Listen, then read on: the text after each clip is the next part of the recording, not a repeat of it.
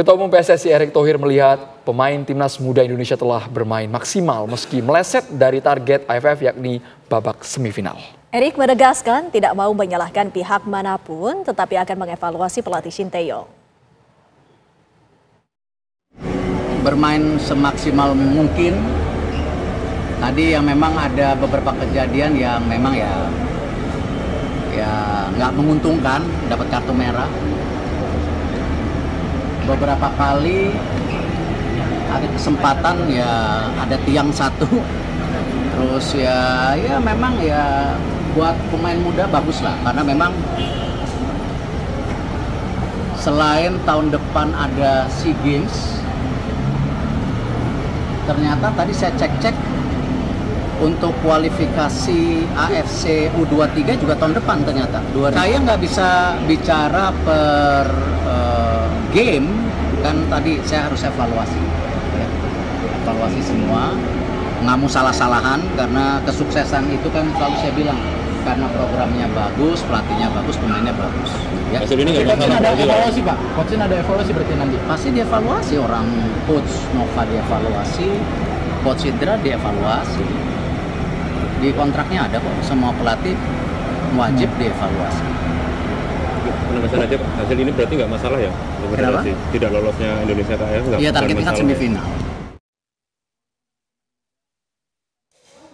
Langkah tim nasional Indonesia di ajang Asian Championships Piala AFF 2024 untuk melaju ke babak semifinal kandas usai dikalahkan Filipina di Stadion Manahan Sulu, Jawa Tengah. Skuad Garuda Muda hanya mampu mengumpulkan 4 poin dan bertengger di peringkat 3 klasemen akhir Grup B. Lalu apa yang harus dirombak dari timnas Indonesia?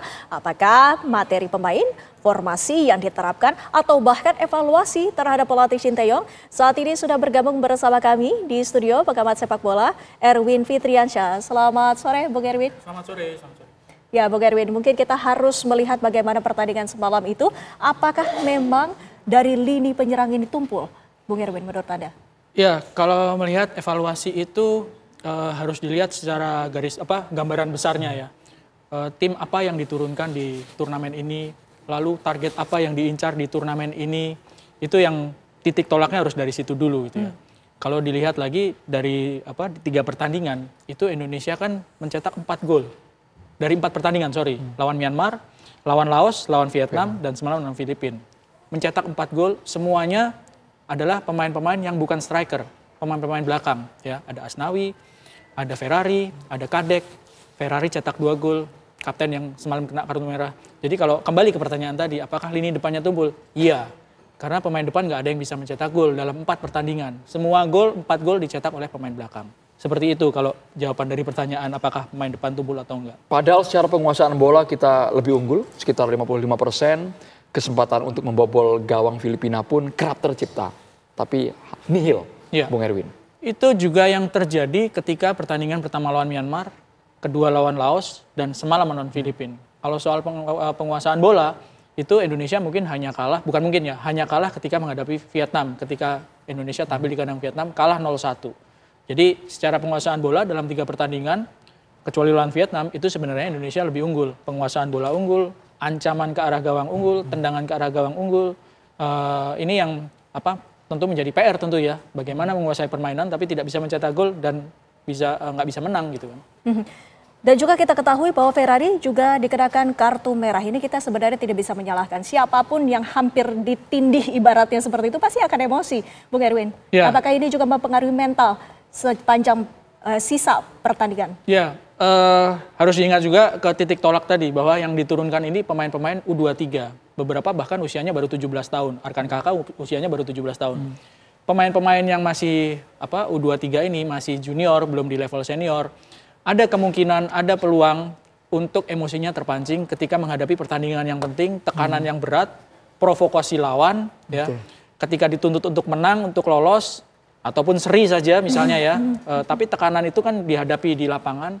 Ada kemungkinan seperti itu. Di pertandingan lawan Laos, Marcelino Ferdinand yang terkena kartu merah, ya. Karena pelanggaran, 2 kali pelanggaran, dan salah satunya memang dua-duanya menurut saya pelanggaran yang menurut saya kurang perlu ya, nggak perlu dilakukan gitu, terkena kartu merah. Indonesia gagal menang 3-3 lawan Laos. Semalam waktu pertandingan lawan Filipina, tekanannya besar sekali. Karena harus menang untuk mengamankan posisi ke semifinal. Kapten Indonesia terpancing provokasi lawan, bukan karena tahu-tahu dia sikut, enggak. Betul. Tapi karena terprovokasi oleh lawan, sehingga emosinya terpancing. Padahal kalau misalnya kita berandai-andai Ferrari itu diem aja, malah sangat mungkin Indonesia mendapatkan hadiah penalti, karena itu dilakukan di kotak penalti Filipina, pelanggaran dari pemain Filipina itu. Tapi ya itulah, bahwa segala kemungkinan bisa terjadi, dan buat pemain yang usianya U23, meskipun Ferrari juga sudah beberapa kali main bersama tim senior, tapi kan bukan starter terus. Peluang untuk terpancing emosinya itu ya seperti semalam, sangat terbuka gitu. Padahal di rumah sendiri, yang kami sayangkan juga meminjam apa yang dikatakan oleh Ketum PSSI, tidak ingin menyalahkan banyak pihak, tapi pil pahit banget Bung Erwin semalam. Iya. Jadi catatan buruk untuk Indonesia. Kita punya tampilan grafis sepanjang gelaran AFF, bagaimana sebenarnya rekor Indonesia. Kita akan tampilkan. Ini cukup jauh ke belakangnya, 96, posisi keempat kita. Indonesia secara total sudah 6 kali menjadi finalis. Ya. Itu dari tahun 2000, 2002 itu finalis, terus ya 6 kali nggak pernah juara. Lawannya Thailand terus mentok ya. Thailand pernah, lawan Singapura juga pernah, lawan Malaysia juga pernah kalah di final. Di final. Ya. Ketika 2004 sudah mulai 2 leg, Indonesia kalah di lawan Singapura juga di kandang. Tipis. Di tahun 2004. 2007 sama seperti sekarang, di fase grup aja nggak bisa lolos ke babak semifinal. Jadi negara-negara seperti Thailand, Malaysia, Singapura, Vietnam itu sudah pernah juara semua. Malaysia, Vietnam, Singapura, Thailand.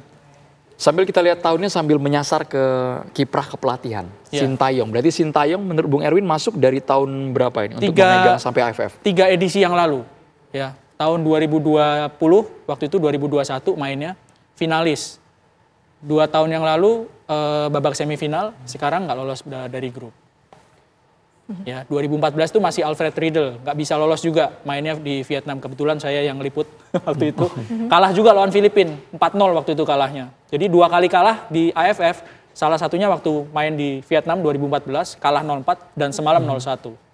Jadi memang pahit karena Indonesia bukan levelnya Filipina sebetulnya kalau di level senior ya. Nah, kalau bukan levelnya, dalam artinya bukan levelnya Filipina untuk di senior, apakah ini artinya mengkonfirmasi lagi pernyataan dari pelatih STY bahwa jika yang diturunkan adalah pemain senior, maka kemenangan tersebut pasti akan ada di genggaman kita? Belum tentu.